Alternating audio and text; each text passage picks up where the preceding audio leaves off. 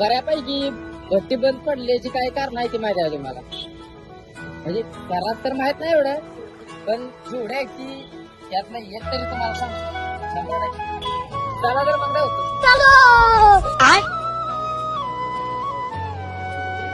आता कसं होतंय, गिरायकांना वाटतंय की यायला 5-10 ग्राम आपण सोनं गाळतोया, म्हणलं आपल्यासाठी 20-25 ग्राम सोनं गाळायचं काय लय आहे का? नाही का?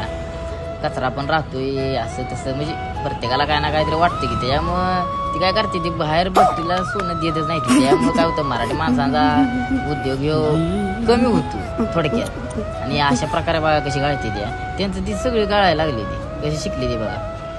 म्हणजे आता ह्यांच्याकडे शिकून घेण्याजोगं एकच आहे बघा.